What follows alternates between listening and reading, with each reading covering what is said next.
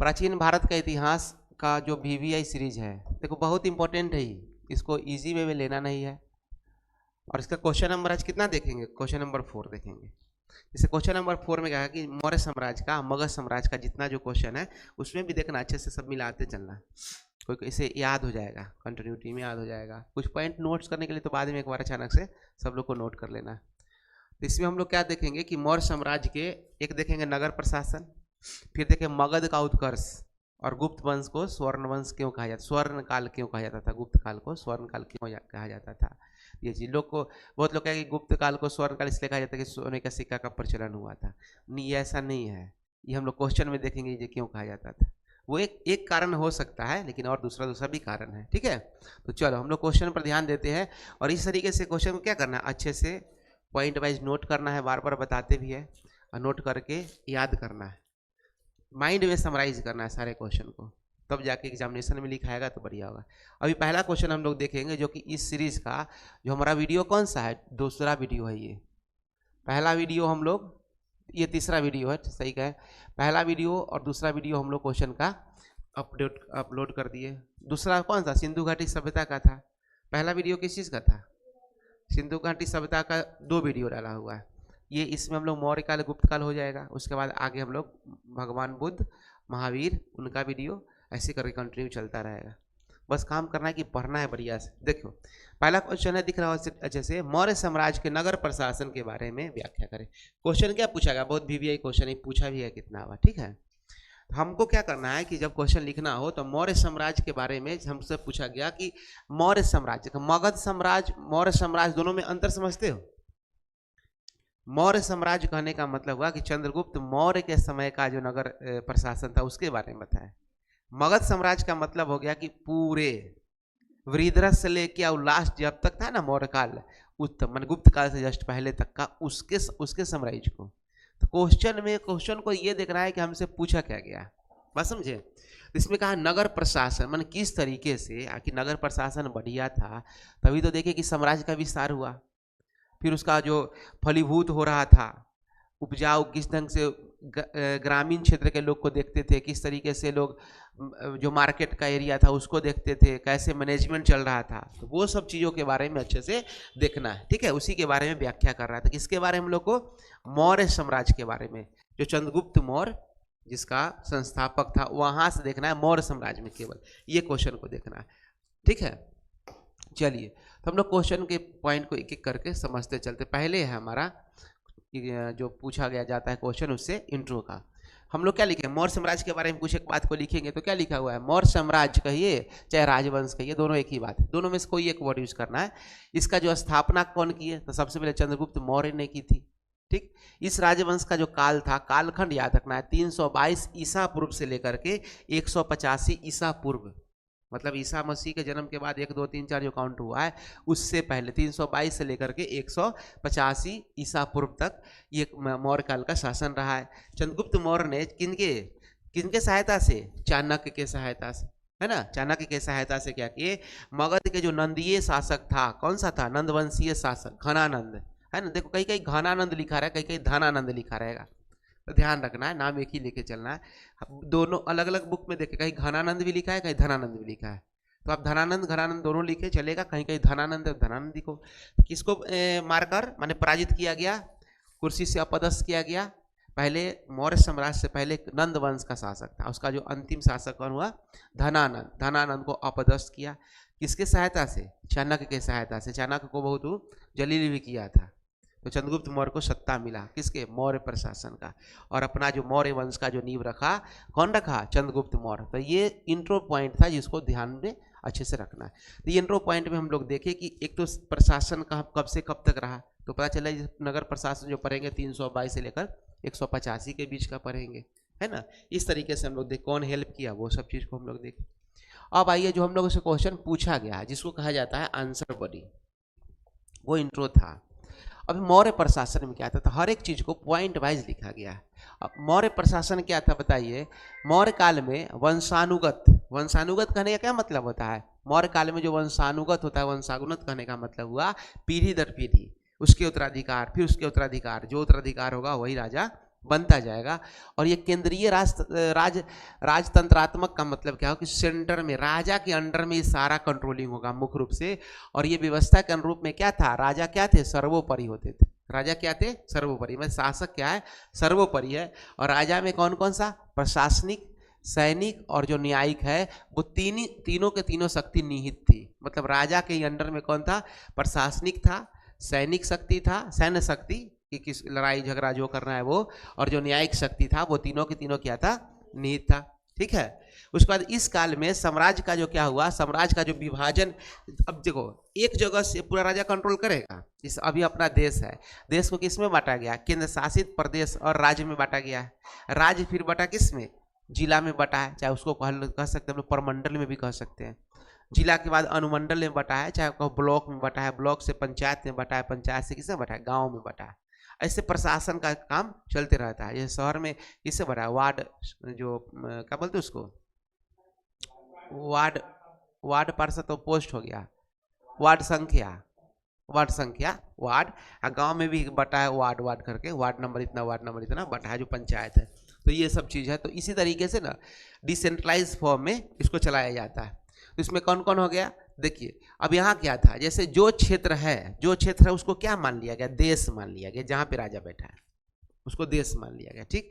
अब देश से किसको ब्रेक किया, प्रांत, मतलब बहुत सारे प्रांत होंगे। प्रांत को किस में बांटा गया, विषय में बांटा गया। विषय से किस में बांटा गया, गांव में।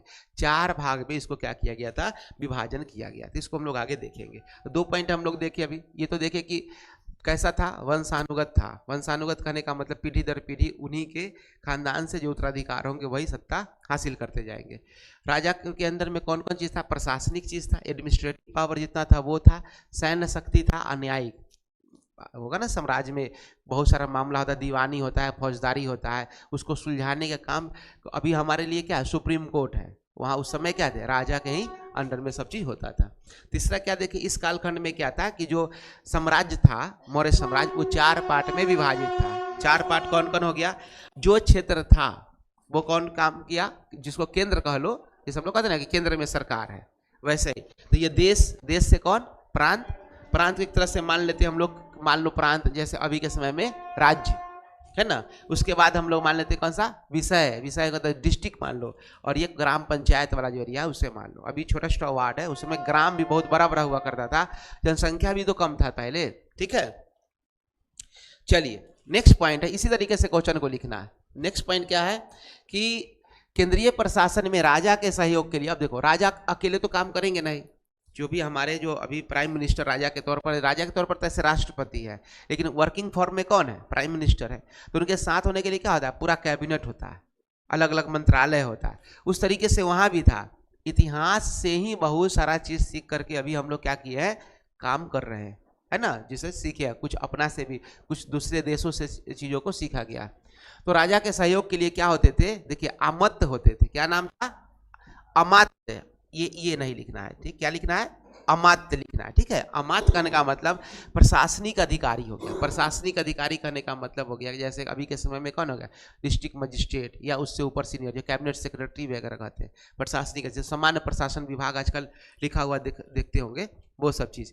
और दूसरा क्या था, तीर्थ होता था। तीर्थ को कह देते उच्च अधिकारी होते थे। एक प्रशासनिक अधिकारी होते थे और दूसरा क्या होते थे, उच्च अधिकारी होते थे। ये किसके साथ होते थे, राजा के साथ में होते थे।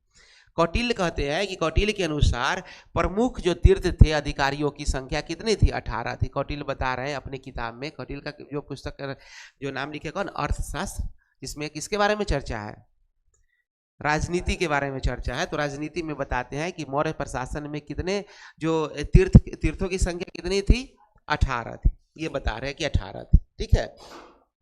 अब देखो जितने भी जो प्रमुख अधिकारी थे वो क्या क्या थे। ऑब्जेक्टिव में भी इन सब से क्वेश्चन बहुत बढ़िया बनेगा, है ना। जो प्रमुख अधिकारी वो कौन कौन थे, तो एक समाहर्ता था। आज भी हम लोग लिखा हुआ देखते हैं समाहर्ता कहने का मतलब मजिस्ट्रेट के बराबर का पोस्ट को हम लोग मानते हैं, जो क्या है, राजस्व विभाग का प्रधान हो गया। समाहर्ता कौन सा हो गया, राजस्व विभाग का प्रधान हो गया। ऐसे भी जो हम लोग लिखते हैं ना कि कलेक्टर साहब है। कलेक्टर का मतलब क्या, कलेक्ट करने वाला। कौन सा चीज़ कलेक्ट, टैक्स रेवेन्यू कलेक्ट करने वाला, बात समझे ना। डिस्ट्रिक्ट जो हम लोग आईएएस कहते हैं, वो आईएएस पोस्ट नहीं है, पोस्ट हो गया district magistrate, SDM. IAS cadre में कितने लोग आए, जहाँ से आदमी यूपीएससी कंप्लीट करता है तो उसका फर्स्ट पोस्टिंग जो मिलता है एसडीएम का पोस्ट मिला, फिर एसडीएम से बढ़ता बढ़ता वो समझो कि जिस तरीके से एमबीबीएस किए तो एक डॉक्टर का टैग लगता है ना, वैसी नाम क्या है वो आईएएस लगता है, इंडियन एडमिनिस्ट्रेटिव सर्विस, भारतीय प्रशासनिक जो विभाग है, जो सेवा है भारतीय प्रशासनिक सेवा, उसमें आप किस पोस्ट पर है, बात समझे ना। ऐसा नहीं कि चयन होगा डायरेक्ट डीएम बन जाएगा, नहीं, वो तो दिया जाता है। तो वैसी समाहर्ता भी था, देखिए उस समय कंसेप्ट समाहर्ता। एक था कौन, सन्निधाता था। सन्निधाता का क्या काम था कि राजकीय कोषाध्यक्ष, राजकीय कोषाध्यक्ष मतलब जितना जो ट्रेजरी में जो पैसा जा रहा है उसका देख रेख करने वाला, उसका हेड है ना, उसको कहते हैं सन्निधाता कहते थे। तीसरा कौन, सीताध्यक्ष। सीताध्यक्ष कौन था, वो जो कृषि विभाग है, कृषि विभाग का क्या होता था, प्रधान होता था। सीता का एक मीनिंग ही होता है कृषि से रिलेटेड, बस समझे ना। उसके बाद जो पन्याध्यक्ष था, पन्याध्यक्ष, ये सब नाम याद रखना है, पूछा भी जाएगा कि मौर्य साम्राज्य में वाणिज्य विभाग के प्रधान को क्या कहा जाता था, तो क्या नाम देना है, पन्याध्यक्ष, जो ऑप्शन है उसमें टिक लगाना है, ये सब नाम दिया गया। एक है अक्षपटलाध्यक्ष, है ना, अक्षपटलाध्यक्ष था, महालेखाकार था, इनके अंडर में सारा चीज, जितना जो सांख्यिकी से लेके सारा डिपार्टमेंट जो चल रहा था वो सब चीज का वो लोग एक डाटा को रखते थे, उनके पास होता था। और दूसरा सेनापति, सेनापति मीन्स कौन, सैन्य विभाग का जो हेड होता था उसको क्या कहते थे, सेनापति कहते थे। तो ये सब चीज़ों को थोड़ा सा ढंग से ये सब याद रखना है, यहाँ जो चीज़ आ गया इसको याद रखना है एग्जामिनेशन में। अब ये क्या हुआ, इन्हीं सब के अंडर में ना मौर्य प्रशासन का काम चलेगा, प्रमुख प्रशासनिक जो चलाने वाले लोग तो यही लोग हुए। हाँ, इस पर आदमी समय समय पर बदलता रहेगा, इस तरीके से पूरा क्या होता है कंट्रोलिंग, जितना बढ़िया रहेगा उतना अच्छा क्या रहेगा, उतना ढंग से प्रशासन का व्यवस्था चलेगा, ठीक है। चलो इस ढंग से अब देखो मौर्य काल में कहा गया कि सेना कितने प्रकार की थी, हम लोग चीज़ों को टॉपिक हो रहे हैं तो समझ में आया कितने प्रकार की, 4 प्रकार की थी। कौन कौन सेना थी, पैदल सेना थी, घुड़सवार थी, उसके बाद हाथी वाला सेना था, उसके बाद रथ वाला सेना था। 4 तरीके का मौर्य साम्राज्य में सेना था, ठीक है। हाथी भी तो बहुत बढ़िया बढ़िया सब अच्छा था। अब देखो न्याय व्यवस्था के अधीन जो ये यहाँ मौर्य जो प्रशासन था वो कैसा था, न्याय व्यवस्था था उस समय। न्याय व्यवस्था मतलब कि न्याय व्यवस्था किसके अंडर में था, राजा के अंडर में था। लेकिन राजा एक बार इन्फॉर्मेशन सारा चीज़ देने के बाद, जैसे कोई सूचना है, जो फैसला हुआ, फैसला देने के बाद जिन पर छोड़ देते थे, उसके बाद जो डिपार्टमेंट था वो क्या करता था, वही आगे चल के इस न्यायिक व्यवस्था उसको देखना शुरू करता था। मतलब ये नहीं कि राजा लगे हुए एक ही काम में, नहीं, वो न्यायिक व्यवस्था दे दिए, उसके बाद आगे का जो न्याय व्यवस्था जो लोगों को मिलना है वो काम उनके अधिकारी किया करते थे, ठीक है। अब देखो, अब ये जो न्याय व्यवस्था था वो कितने भागों में बटा था, 2 भागों में बटा था। अभी भी मुख्य रूप से 2 ही भागों में बटा हुआ है। एक है धर्मस्थीय है और दूसरा क्या है, कंटक शोधन है। देखो धर्मस्थीय करने का तो दीवानी मामला, और एक होता है फौजदारी मामला। दीवानी मामला जैसे जगह जमीन दुनिया जहान का मामला है, हम आप करे नहीं, ये मेरा यहाँ से ज़मीन है, वो कहे मेरा यहाँ से ज़मीन है, तो वो हो गया दीवानी मामला, कि उसमें डिसीजन होगा, सरकार का आदमी जाएगा, मेजरमेंट करेगा, मेजरमेंट करने के बाद क्या होगा, बता देगा नहीं आपका यहाँ से है, ये आपका यहाँ से है। एक होता है फौजदारी मामला, कोई कांड हो गया, गोलीबारी हो गया, वो सब जो होता है वो कैसा मामला होता है, फौजदारी मामला होता है, ठीक है। तो ये 2 तरह के उस समय भी थे, जिसको किस नाम से दिया गया था, जो दीवानी न्यायालय था उसको नाम दिया था धर्मस्थीय दिया गया था, और जो फौजदारी न्यायालय था उसका नाम दिया था कंटक शोधन। क्या नाम दिया गया था, कंटक शोधन। तो ये सब नाम आए तो ध्यान रखना है, ये किस तरीके का वो न्याय व्यवस्था है, किस तरीके का न्यायालय का बात किया जा रहा है, ठीक है। उसके बाद गुप्तचर व्यवस्था था। देखिए सारा प्रशासनिक है तो टोटल प्रशासनिक व्यवस्था ही लिखा गया। अब गुप्तचर का होना बहुत ही क्या होता है, जरूरी होता है ना। गुप्तचर क्या करते हैं, इन्फॉर्मेशन मैसेज देते हैं। जैसे अभी हम लोग के समय में का सीबीआई है, सीआईडी है, तो इन सब लोगों का क्या काम है, मैसेज इकट्ठा करना। मैसेज इकट्ठा करके वो जो नियरेस्ट जो प्रशासनिक है उससे जुड़ा होते हैं और देते हैं। एक होता है ना कि ओपनली जो पुलिस विभाग है वो काम करता है, एक होता है कि गुप्त रूप से भी एडमिनिस्ट्रेशन के अंदर में लोग रहते हैं, देखते हैं कि कहीं कोई कांड के लिए कोई सोच तो नहीं रहा है, चाहे साइबर क्राइम को ऑब्जर्व करते रहता है लोग, है ना, वो सब चीज़ भी। तो गुप्तचर व्यवस्था कितने प्रकार की थी, 2 व्यवस्था की थी। एक का नाम था संस्था, दूसरा का नाम क्या था, संचार। संस्था जो था कि एक ही जगह से बैठ करके उसका कंट्रोलिंग देख रेख का काम करते थे, और संचार मतलब वो इधर उधर जा करके वो देखते थे, जो भी सूचना होता था उसको इकट्ठा करते थे। तो ये कहा कि एक स्थान पर रहकर गुप्तचर कार्य जो कार्य करना था वो संस्था जो था उसको कहा गया, और संचार किसको कहा गया, वैसा गुप्तचर व्यवस्था था जो घूम घूम कर क्या करते थे, इन्फॉर्मेशन को कलेक्ट करते। जैसे अभी के समय है ना, रॉ मूवी देखा, रॉ नाम सुना ही होगा, है ना, वो सब जो है टाइगर जिंदा है, ये सब मूवी नहीं देखा होगा, तो वो सब क्या हुआ था, मूवेबल टाइप की चीज को दिखाया गया। ठीक है, रॉ एजेंट।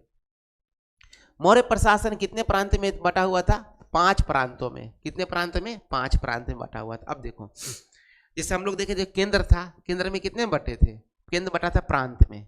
जैसे अपना भारत देश अभी बटा हुआ कितना, 28 राज्य और 8 केंद्र शासित प्रदेश में। वैसे ही मौर्य साम्राज्य उस समय किसमें बटा था, प्रांत में जो बटा था। कितने प्रांत का ये मिलता है साक्ष्य, 5 प्रांत का मिलता है। 5 प्रांत में कौन, उत्तरापथ है, पहला क्या है याद रखना है, उत्तरापथ है जिसका राजधानी क्या हो गया, तक्षशिला जो मुख्यालय कह लो। दक्षिणापथ है जिसका कहा सुवर्णगिरी, और तीसरा क्या प्राच हो गया, जो प्राच पूर्वी है उसका क्या पाटलिपुत्र। एक अवंती है जिसका उज्जैनी, और जो 5 में कलिंग है जिसका राजधानी क्या तोसली। और ये जो अवंती में था, जो कहे ना कि राजा के जो उत्तराधिकारी होते थे या जो बेटे होते थे वो सभी प्रांतों पर शासन करते थे, बात समझे। तो अवंती में इनका मिला है, किनका, अशोक का मिला है। किसका, अशोक का। राजगद्दी संभालने से पहले इन्हीं के अंडर में अवंती दिया हुआ था देखरेख करने के लिए, बात समझे। सारा चीज फैक्चुअल बातें हैं, इसमें कहीं भी कोई घिसा पीटा बात नहीं दिया गया है। इसलिए क्या करना है, चीज को अच्छे से नोट करके और याद करना है, समझते हुए। 1-2 बार पढ़ लोगे याद हो जाएगा अच्छे से। प्रांतों का जो शासन है वो किसके लिए, राजकुमारों द्वारा चला संचालित होता था। जो राजकुमार कहने का मतलब, इसका एग्जाम्पल क्या है कि अवंती के जो राज्यपाल का एग्जाम्पल अभी दिया गया ना उदाहरण के तौर पर, जो अशोक को बताए थे कि वो हुआ करता था, ये ऐसा साक्ष्य मिला है।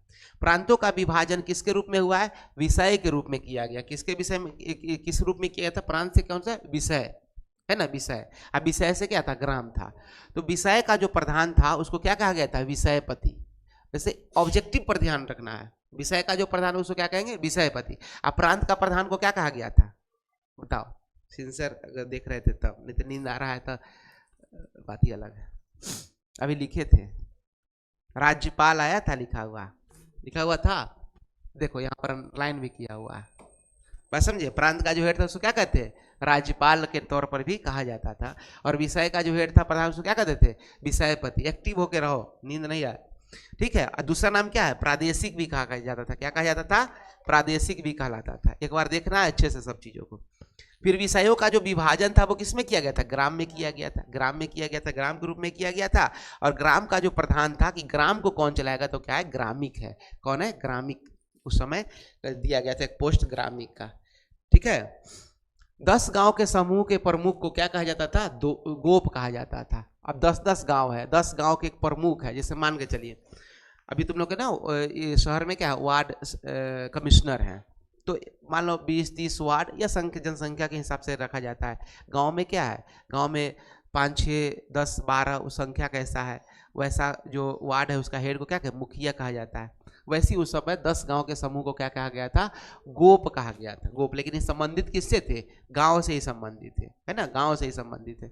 नगर प्रशासन का जो संचालन था वो किसमें किया गया था, 6 समितियों के द्वारा किया जाता था। अब नगर प्रशासन है, देखिए गांव है और नगर है। अब नगर प्रशासन में कितने समिति होते थे, 6 समिति होते थे। 6 मेगासनीज कह रहे हैं कि मेगासनीज के अनुसार सभी समितियों में कितने सदस्य थे, 5 सदस्य थे। तो इस तरीके से एक नगर में कितना सदस्य हो गया, 30। जैसे 6 ठो समिति हुआ, एक समिति में कितने सदस्य, 5 सदस्य, तो 6 × 5 कितना हो गया, 30 सदस्य हो गए टोटल। तो कुल सदस्यों की संख्या कितना है, 30 है। ये क्या है, मेगासनीज का है, ठीक है। मेगासनीज द्वारा कहा गया कि इसमें कितने, 30 सदस्यों की संख्या द्वारा इसका संचालन किया जाता था। इस तरीके से हम लोग क्या किया कि जो नगर प्रशासन वाला जो टॉपिक था उसको हम लोगों ने क्या किया, कंप्लीट किया। और इसको क्या करना है, यूट्यूब चैनल पर जा करके क्या करना है, अच्छे से फिर से देखना। पहला क्वेश्चन समझ में आया। देखो एक बात बताते हैं, आनन फानन बहुते चीज हर जगह पढ़ाया जा रहा है, लेकिन आंसर मिला लो, फैक्चुअल आंसर कहाँ है। एक आंसर लिखने में हम ये ना करें कि ये आंसर जो बीपीएससी के मेंस या कोई परीक्षा है, लेकिन उनका भी अगर कॉपी देखो, उन लोगों का जो तैयारी कर रहे हैं, ढंग से तैयारी कर रहे हैं, उनको भी इस तरीके से लिखना होता है। लिखने का तरीका हो गया, चाहे जो चीज़ पूछा जाए ना वो चीज़ दीजिए।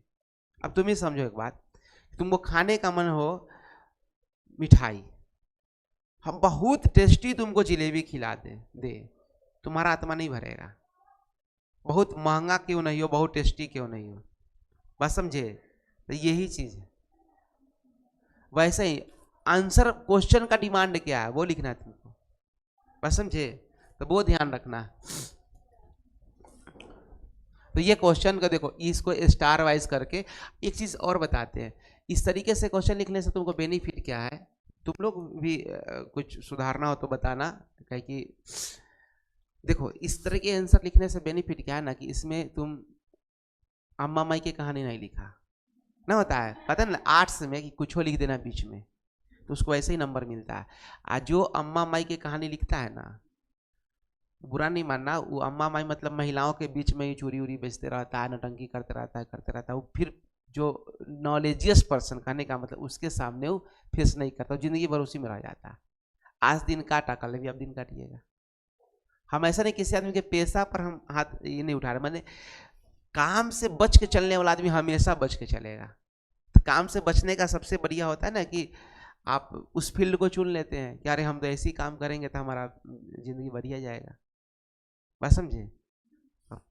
ये सब बात है, तो ये माइंड से बिल्कुल निकाल देना कि 8 सेक्शन में ये जब तुम इस तरीके से लिखे आंसर ना, इसमें आप कहीं भी कोई बात बना ही नहीं सकते, ये सीधा बात है, फ्रेश फ्रेश करके दिए, बस समझे ना।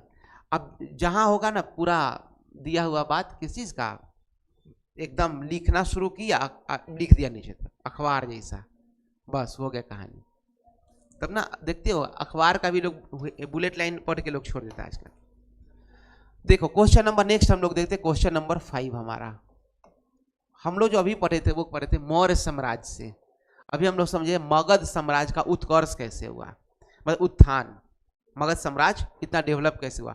मगध साम्राज्य के बारे में पढ़े, मगध साम्राज्य में ही मौर्य साम्राज्य का क्या था, एक समय कालखंड आया था जिसमें वो लोग, और जब मौर्य साम्राज्य आया तो इसका विस्तार क्या हुआ, बहुत ही अधिक हुआ। तो किस किस तरीके से मगध साम्राज्य का जो उत्थान हुआ, जो उत्कर्ष हुआ, उसका कारण को लिखना है, आखिर क्या क्या विशेष रूप से था मगध के लिए फेवरेबल कंडीशन, वो सब तुम लोग कुछ पढ़ो कुछ, ठीक है। देखो अब सबसे पहले इस क्वेश्चन के लिए इंट्रो कैसे लिखेंगे, उसका इंट्रो समझ में आया था कैसे लिखना था, इसका इंट्रो कैसे है। मगध साम्राज्य में कितना महाजनपद थे, जो मगध साम्राज्य 16 उस समय जो कितने महाजनपद थे, 16 महाजनपद से 16 महाजनपद में कहा जाता है कि सबसे शक्तिशाली जो था महाजनपद मगध साम्राज्य को ही कहा जाता था, है ना, सबसे अधिक शक्तिशाली थी। इसकी जो प्रारंभिक, ये प्रारंभिक ध्यान रखना है ना, भ है ये, प्रारंभिक जो राजधानी थी गिरिव्रज थी। गिरिव्रज मतलब कौन सा, राजगृह, जो आज के समय में आप क्या कह सकते हैं, राजगीर कह सकते हैं, लेकिन हम लोग को क्या करना है, पुराना वाला नाम को ही यूज करना है, ये पुराना नाम से जाना जाता है, ताकि ऐतिहासिक नाम भी जिंदा रखना है, बस समझे ना। अब ना राजगीर कहने लगे हैं, लेकिन उसको राजगिरी कहना है। यहाँ 5 पहाड़ियों, देखिए 5 पहाड़ी से घिरा हुआ था। सबसे पहला चीज प्रोटेक्शन इसको कितना बढ़िया था वो देखिए, पहाड़ का प्रोटेक्शन में समझ रहे हैं। हमारा सेना पहाड़ के ऊपर जाके तीर से, धनुष से, पहाड़ लुढ़का के, उस समय तो यही सब, तो गोली बंदूक तो था नहीं, उन सब चीज़ों से क्या कर सकता है, जो आने वाला कोई अगर आक्रमणकारी हो उसको धाराशाही किया जा सकता है। दूसरा, आक्रमणकारी को पहाड़ चढ़ के पार करके आके अटैक करने में क्या होगा, बहुत ही मुश्किल होगा। अगर अंदर आ भी गया किसी वजह से, जो कि आना मुश्किल था, उसे तो घिर जाएगा, जल्दी वो निकल नहीं पाएगा, मतलब भाग नहीं सकता, इसलिए प्रोटेक्शन में काफी था। कौन कौन पहाड़ी थी देखिए, रत्नागिरी, सोनगिरी, याद रखना है ना, विवागिरी, उदयगिरी और विपलांचल, ये विपलांचल, ठीक है। ये 5 पहाड़ियों से क्या था, कौन घिरा हुआ था, मगध साम्राज्य जो था वो क्या हुआ, घिरा हुआ था, है ना। राजगीर घूमने जाओगे, अभी तो बड़ा बढ़िया जगने का, घूमने का जगह भी और बढ़िया बन गया है, तो ये सब पहाड़ी तुमको मिलेगा देखने के लिए, है ना, पहाड़ी है ये सब, ठीक है। इन सब से क्या थे, घिरे हुए थे। घिरा हुआ जगह मतलब क्या समझ में आया, सुरक्षा के दृष्टिकोण से कैसा लगा, काफी बढ़िया ही है।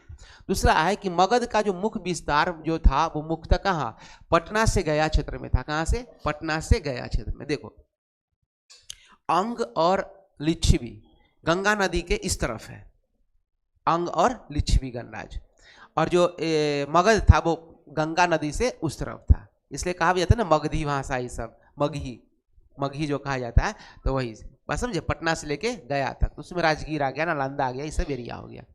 ठीक है, इस महाजनपद का वर्णन सर्वप्रथम किसमें मिला है, पूछा जाता है ऑब्जेक्टिव में, ध्यान रखना, अथर्ववेद में। किसमें मिला है, अथर्ववेद में। वेद 4 है, ऋग्वेद, सामवेद, अथर्ववेद और यजुर्वेद, तो अथर्ववेद में इसका चर्चा मिलता है। महाकाव्यों के अनुसार, जो महाकाव्य है, बड़े बड़े जो महाग्रंथ लिखे गए हैं, उसमें वृद्धरथ, क्या नाम है, वृद्धरथ ने मगध राज्य का क्या किया था, स्थापना किया था। और वो किसका पुत्र थे, वृद्धरथ किसके पुत्र थे, वसु के पुत्र थे। और पिता किसके थे, जरासंध के पिता थे। ये जरासंध का जो चर्चा महाभारत में मिलता है, किसे मिलता है, महाभारत में जरासंध का चर्चा मिलता है।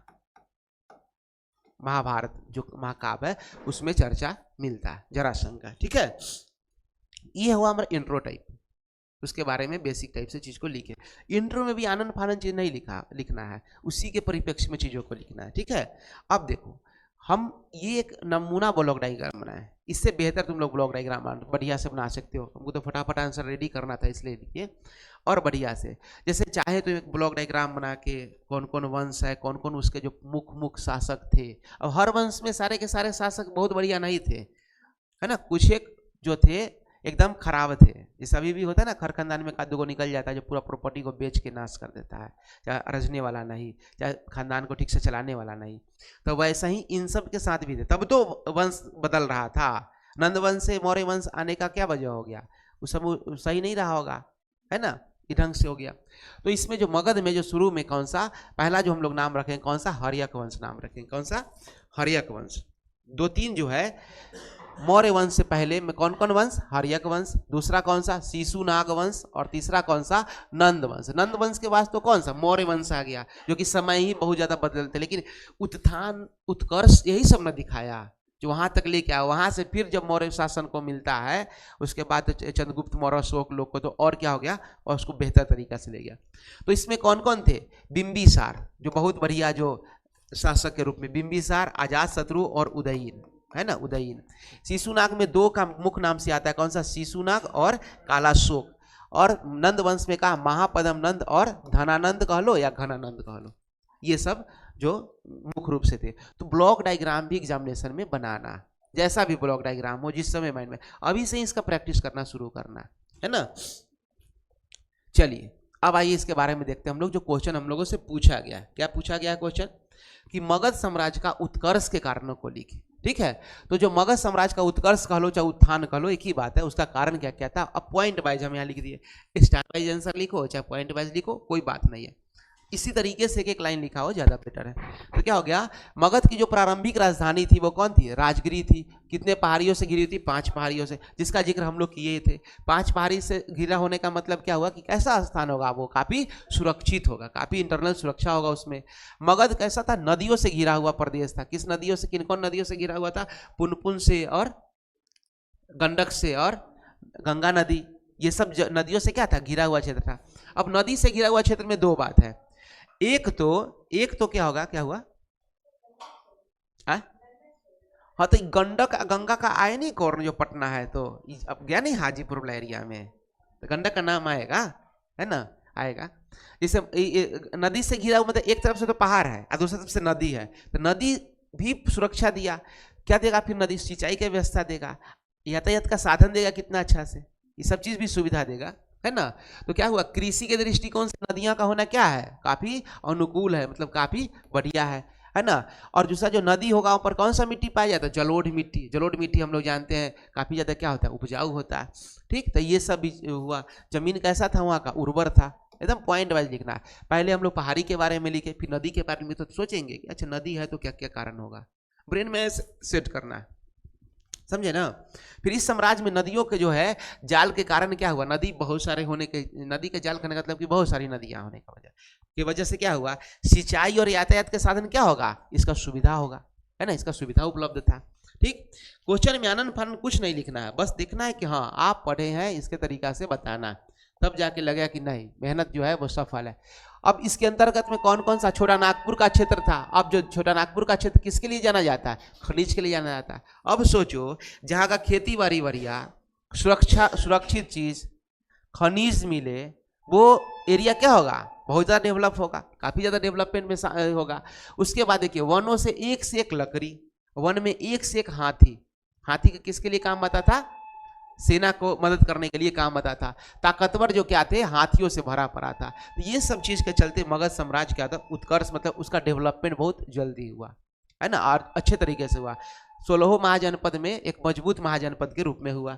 ठीक है, अब मगध का जो है वास्तविक जो उत्थान किया गया वो हर्यक वंश के जो राजा थे वो कौन के? बिंबिसार। देखिए मगध वंश के मगध साम्राज्य का जो संस्थापक था वो किसके लिए? वृद्धरथ। लेकिन वो वास्तविक संस्थापक मतलब ठीक अच्छे तरीके से सुसज्जित करके उसको, मतलब एक क्या बोलते हैं उसको, बहुत बढ़िया तरीके से उसको उसका स्थापना करना, तो वो वास्तविक संस्थापक रहता, क्या नाम देना? बिंबिसार। बस समझ में आया।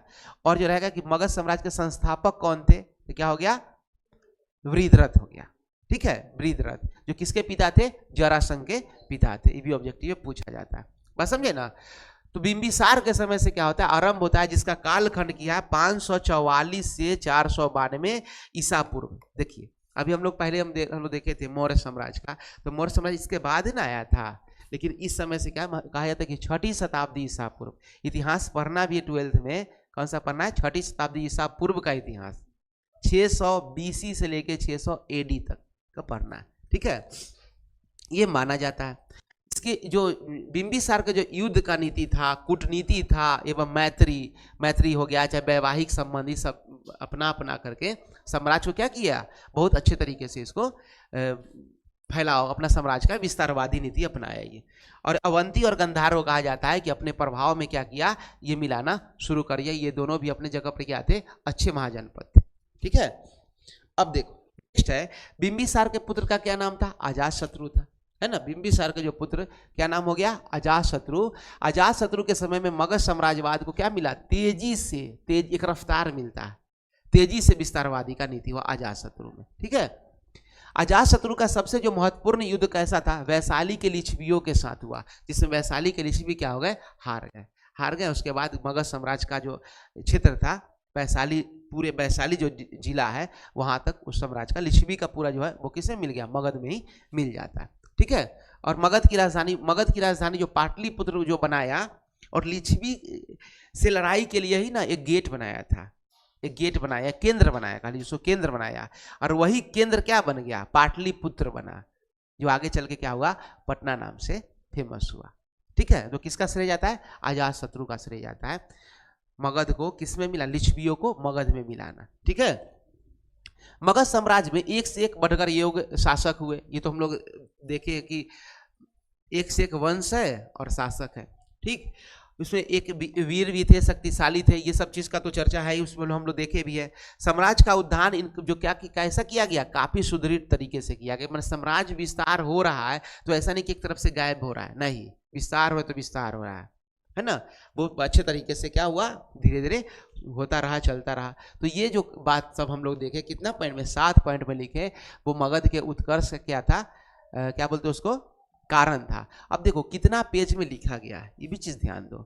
एक तो एक लाइन क्वेश्चन है, उसका देखो इंट्रो लिखे ऐसे करके 1 पेज, और ये हो गया आपको पॉइंट वाइज में फिर एक दूसरा 1 पेज, ये A4 शीट में लिखा हुआ है। तो इसका मतलब क्या हो कि आप भी एग्जामिनेशन में क्या करेंगे? 2 पेज में जब आंसर को लिखोगे तो ठीक ठाक एक सफिशियंट माना जाएगा। अब बहुत ज़्यादा बात भी नहीं लिखा हुआ है, समझ में आ रहा है ना। 1-2 बार इसको पढ़ लोगे और बीच में रिवाइज करते रहोगे, सारा के सारा याद रहेगा। पहला जैसी पता चलेगा 1-2 वर्ड माइंड में, अच्छा अपने घूमने लगे, अच्छा ये बात को लिखना है ना। बहुत बड़ा बड़ा पैराग्राफ भी नहीं लिखना है, ताकि क्या टीचर को जो एग्जामिनर उनको नज़र पड़े हमारे आंसर पे। जब नज़र पड़ेगा तो पढ़ेंगे, और नज़र पड़ गया कि तुमको मार्क्स मिलना शुरू हो गया, यही ध्यान रखना है, बस समझे। नहीं तो सबसे बोरिंग काम होता है, तो बताते हैं ना, कॉपी जांच करना। आइए आज का लास्ट क्वेश्चन है, हम लोग इसको क्वेश्चन नंबर 6 देखते हैं। क्वेश्चन नंबर 6, ठीक है, क्वेश्चन नंबर 6 देखो। गुप्त काल को भारत का स्वर्ण युग क्यों कहा जाता है? ये क्वेश्चन बहुत ही VVI है। तीनों के तीनों आज का क्वेश्चन था VVI, प्रीवियस में भी पूछा गया और इतिहास का ऐसा महत्वपूर्ण क्वेश्चन। ठीक है, देखिए अब ये क्यों कहा गया है, इससे पहले थोड़ा सा हम लोग ब्रीफ में हम लोग चर्चा करते हैं गुप्त वंश का। गुप्त वंश का जो स्थापना की है वो कौन किया? श्रीगुप्त ने किया। किसने किया? श्रीगुप्त ने किया। उसके बाद जिसका जो कार्यकाल था कब था? 240 ईस्वी से 280 ईस्वी, मतलब मौर्य काल के बहुत बाद गुप्त काल आया है ना। बीच में प्रशासनिक व्यवस्था कैसा था, खाली था, जिसको गुप्त वंश लोग फिर से संभालने का कोशिश किया उसको, ठीक है। मौर्य काल के पतन के बाद, मौर्य काल के पतन के बाद क्या हुआ, भारतवर्ष एक शासक अंतर्गत नहीं आ सका, मतलब एक शासन के अंडर में नहीं आया, बहुत बहुत क्षेत्र एरिया बढ़ता चला गया, है ना, नहीं आ पाया। इसी कमी को कौन किसने पूरा किया, गुप्त शासकों ने पूरा किया। मौर्य के बाद ठीक से सुदृढ़ीकरण करने का काम किसने किया, गुप्त शासकों ने किया। अब ये ईसा मसीह के बाद का समय है, समझ रहे हो ना, वो ईसा पूर्व था, ये ईसा मसीह के बाद का समय, ठीक। अगर इस रेंज को मिलाया जाए तो लगभग मौर्य काल से 500 वर्ष बाद, मोटा मोटी कह लो 4 से 500 वर्ष बाद ये समय आता है गुप्त वंश का, ठीक है। देखिए अब उसमें क्या होता है, फिर आगे देखते हैं। अब ये संपूर्ण भारत को जो गुप्त वंश थे वो पूरे के पूरे जो संपूर्ण भारत को क्या किया गया, एक राजनीतिक क्षेत्र के अधीन करके, आर्थिक मुख्य रूप से क्या होता है किसी भी क्षेत्र का, आर्थिक इकोनॉमिकल कंडीशन क्या है, सोशल व्यवस्था सामाजिक क्या है, और जो साहित्यिक क्षेत्र, इन सब में क्या किया, काफ़ी ज़्यादा उन्नति देखने को मिलता है, और भी अलग अलग क्षेत्रों में मिलता है, संगीत वगैरह में भी मिलता है, ठीक है। संगीत को साहित्यिक में भी हम लोग जोड़ के चल सकते हैं, इन सब का किया। आप देखिए नेक्स्ट पॉइंट में लिखेंगे, गुप्त काल को भारतीय इतिहास का स्वर्ण युग कहा गया है, जो हम लोग क्वेश्चन पूछा गया उस पॉइंट पर आ जाना है। इस वंश का जो वास्तविक संस्थापक, समझिए वास्तविक संस्थापक कौन था, चंद्रगुप्त प्रथम था। ऐसा नहीं ध्यान रखना चंद्रगुप्त मौर्य नहीं, चंद्रगुप्त प्रथम, चंद्रगुप्त प्रथम।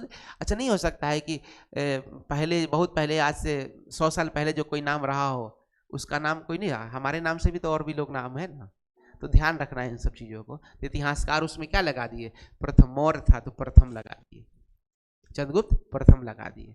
नाम तो हो सके चंद्रगुप्त रहा होगा, लेकिन जब अभी हम लोग भी क्या करते हैं कि अपने समय में जो पुराने जो बहुत बढ़िया लोग रहते हैं उसके नामकरण से अपने बाल बच्चों को घर में जिसका भी नामकरण करना हो, जिसका मीनिंग अच्छा हो, उसका नाम रख देते हैं, रखते हैं ना। चुनने का तो पर्पस सही होता है, मीनिंग देख करके चुनते हैं, तो वो तो पहले किसी का नाम रहा ही होगा, है ना। तो इसका जो वास्तविक संस्थापक कौन थे, चंद्रगुप्त प्रथम थे। चंद्रगुप्त प्रथम को ऐसे करके भी 1 लिखा रहे तो चंद्रगुप्त प्रथम पढ़ लेना है, ठीक है, या प्रथम लिखा रहेगा। तो अच्छा, व्यवस्थापक संस्थापक कौन थे, संस्थापक श्रीगुप्त, याद रखना है, और चंद्रगुप्त प्रथम वास्तविक संस्थापक, ठीक है। आ जाओ, अब इस काल के प्रमुख शासक कौन कौन थे, तो कुछ शासकों का जो है चर्चा कर देना है, जिसके चलते इसको स्वर्ण काल बनाने में योगदान हुआ, ठीक है। तो प्रमुख शासक के रूप में कौन कौन हो गए, श्रीगुप्त जो संस्थापक है, घटोत्कच कहीं लिखा रहेगा, चाहे घटोत्कच गुप्त लिखा रहेगा, एक ही बात है। फिर चंद्रगुप्त प्रथम जो वास्तविक संस्थापक हुआ, फिर समुद्रगुप्त, फिर कौन सा, चंद्रगुप्त द्वितीय, फिर कुमारगुप्त प्रथम, और उसके बाद कौन सा, स्कंदगुप्त। ये प्रमुख जो क्या थे, प्रमुख क्या थे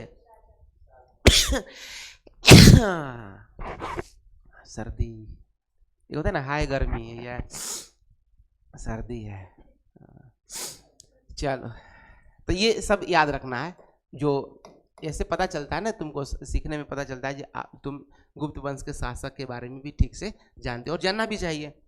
अब देखो, अब आ जाते पॉइंट पर जो हम लोग क्वेश्चन पूछा गया। गुप्त काल में जो राजा थे, राजा के पास कैसा अधिकार था, दैवीय अधिकार रखता था। कैसा अधिकार रखता था, दैवीय अधिकार रखता था। इस काल में मौर्य काल के समान केंद्रीकृत सत्ता नहीं थी। मौर्य काल में केंद्रीकृत सत्ता था, इसमें केंद्रीकृत सत्ता नहीं थी, मतलब विकेंद्रीयकरण टाइप का था। लेकिन राजा जो क्या क्या देखते थे, जो प्रशासनिक हो गया, सैनिक हो गया और न्यायिक हो गया, इस सारा के सारा जो अधिकार था उन सब चीज़ों को वो राजा रखते थे, है ना। राजा नहीं रखेगा इन सब चीज़ तो फिर राजा का वैल्यू ही तो नहीं रहेगा। देखिए दूसरा पॉइंट, गुप्त काल में साम्राज्य का विभाजन कैसे हुआ। देखो साम्राज्य का विभाजन समझिए, जो देश है, जो केंद्र है, देश को किसमें बांटा, भुक्ति में। किसमें बांटा, भुक्ति में बांटा, है ना। किसमें, भुक्ति में बांटा। भुक्ति किसमें बांटा, विषय, विषय से ग्राम। वहाँ क्या था, देश से प्रांत, प्रांत से विषय, विषय से ग्राम। यहाँ बस प्रांत के जगह क्या नाम दे रहा, भुक्ति, ठीक है, वो डाला गया के रूप में किया गया था। देश का प्रधान क्या होता था, गोप्ता होता था। क्या होता था, देश का प्रधान कौन होता था, गोप्ता होता था। जो देश को लीड कर रहा है वो कौन हो, गोप्ता हो गया। गुप्त वंश के जो थे ना, जो शासक, उसको क्या पोस्ट दिया गया था, गोप्ता। अपने देश के लिए क्या दिया जाता है, राष्ट्रपति पद है ना, वैसी गोप्ता। वो क्या होता था, और मुक्ति का जो भुक्ति का जो प्रधान होता था क्या, उपरीक नाम होता था। क्या नाम होता था, उपरीक होता था। विषय का जो प्रधान होता था का नाम क्या देता था, विषयपति नाम दिया जाता था। और जो ग्राम का जो प्रधान होता था क्या होता था, ग्रामिक होता था। क्या नाम होता था, ग्रामिक। इन सब चीजों को रखना। इस पैराग्राफ को अच्छे से भी तुम अरेंज करके ब्लॉक डायग्राम से भी अगर सजा के लिखोगे तो वो ज्यादा अच्छा होगा, हाईलाइट करके ज्यादा अच्छा रहेगा। ठीक है। गुप्त काल में कृषि क्या था, सबसे प्रमुख आय का स्रोत कौन था, कृषि था। भारत देश कृषि प्रधान देश आज से नहीं है, वर्षों पहले पुराने समय से। ठीक है।